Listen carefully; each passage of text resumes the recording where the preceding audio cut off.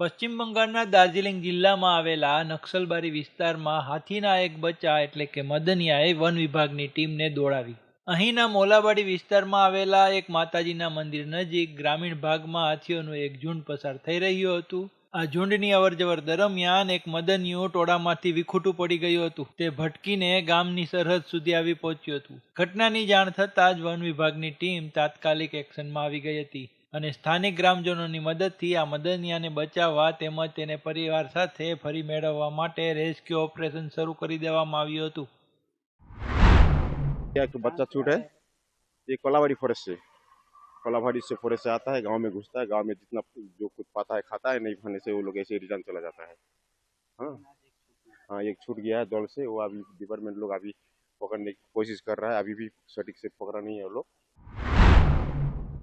ગામની એકદમ નજીક હાથીનું બચ્ચું આવી જતા સ્થાનિક લોકોમાં થોડો સમય માટે ગભરાટ અને દોડધામનો માહોલ સર્જાયો હતો.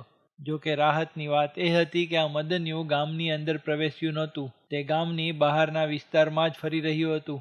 આ મદનિયું ખૂબ જ નાનું હોવાને કારણે તેને કાબૂમાં લેવું અને સંભાળવું વન વિભાગ માટે ઘણું સરળ રહ્યું. વન વિભાગના અધિકારીઓ અને કર્મચારીઓ અત્યંત સાવચેતીપૂર્વક આ બચ્ચાને સુરક્ષિત રીતે ફરીથી જંગલ તરફ વાળવાના પ્રયાસો કરતા રહ્યા, જેથી તે કોઈ પણ નુકસાન વગર પોતાના ઝુંડ સુધી પહોંચી શકે.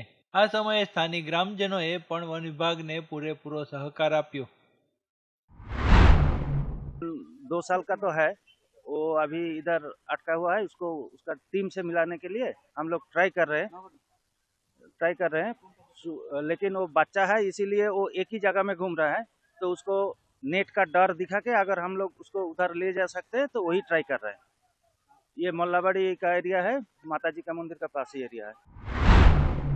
વન વિભાગના જણાવ્યા પ્રમાણે આ પ્રદેશમાં આવી ઘટનાઓ ખૂબ જ વિરલ છે અને સામાન્ય રીતે નદી પાર કરતી વખતે અથવા ચોક્કસ ઋતુઓમાં જ આવી પરિસ્થિતિ દર થોડા વર્ષોમાં એકાદ વાર સર્જાતી હોય છે. હાલમાં વન વિભાગ અને ગ્રામીણ સમુદાય બંને સાથે મળીને આ મદનિયાને ફરી પાછો તેના પરિવાર સાથે ભેટો કરાવી દીધો છે અને આ મામલાનો સુખદ અંત આવ્યો હતો.